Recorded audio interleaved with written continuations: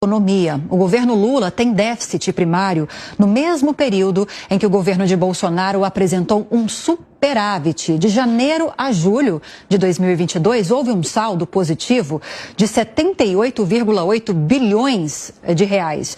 Já com o petista, o rombo foi de 77 bilhões de reais. Alan Gani aqui conosco para explicar essa oscilação considerável, né, Gani? Bem-vindo. Bom dia para você. Bastante considerável. Bom dia, Lívia. Praticamente a gente está falando do mesmo número, só que com sinais trocados. Completamente. Então, no ano passado, né, houve um superávit na ordem quase de 80 bi e agora um déficit quase de 80 bilhões. E por que está acontecendo isso? É claro que no ano passado o governo ele foi beneficiado pelo choque das commodities, principalmente do petróleo, que subiu bastante por conta da guerra entre Rússia e Ucrânia, e aí a Petrobras lucrou muito e distribuiu bastante dividendos para o governo. Mas isso explica parte da história, não é só isso.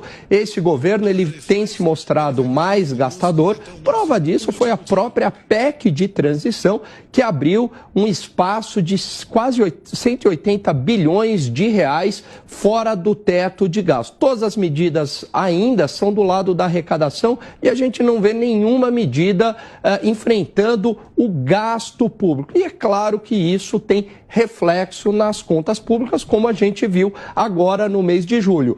Se o governo está gastando mais, Lívia, significa que esse dinheiro está vindo de algum lugar. Como as contas não fecham, o governo está se endividando mais. Prova disso também é que a dívida pública passa de 73,6% para 74,1% do PIB. Se endividando mais e tentando conseguir apoio no Congresso, e aí que eu abro espaço para os nossos analistas de política, tentando negociar, né, Schelp, um apoio político entre parlamentares, senadores e deputados para que essas medidas para ampliar a arrecadação sejam aprovadas. Eu volto a te perguntar a mesma coisa. Será que o governo vai ter sucesso nessa empreitada?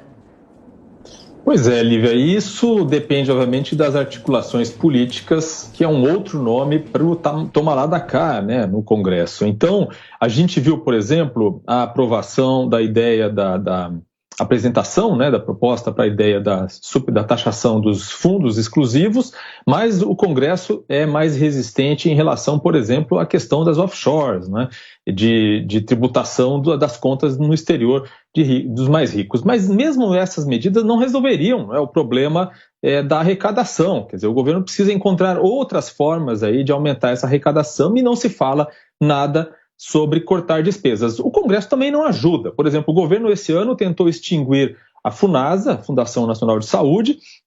Há diversas estatais, órgãos estatais no Brasil que poderiam ser extintos, o que levaria a uma economia, mas os deputados não aceitaram. Quer dizer, foi recriada a FUNASA. E por quê? Porque é um posto de cabide de emprego, uma possibilidade de indicar afiliados políticos. Pois é, Dávila, o que o Congresso poderia fazer para amenizar isso? O Congresso tem que cortar despesa. Nós temos aí 500 bilhões de reais de subsídios sendo distribuídos de forma mais ineficiente. E esse governo ainda mais ineficiente, que é aumentar o rombo do gasto público e voltar a incentivar a indústria naval, tudo que já deu errado no passado, nada para modernizar a economia. Segunda coisa que o governo pode fazer é votar matérias que estão paradas na gaveta, por exemplo, do Senado, como super salários, que consomem quase 3 bilhões de reais por ano, que praticamente vai para aquela elite do funcionalismo público, principalmente do judiciário. Ou seja, se o Congresso Nacional não se empenhar também no corte de gasto, porque o governo não vai fazer, esse governo só quer aumentar rombo, gasto público, distribuir benesse e ajudar o corporativismo. Nós não vamos sair desta encruzilhada que impede a retomada do crescimento econômico, a confiança do setor privado no país, a volta do investimento, da renda e do emprego.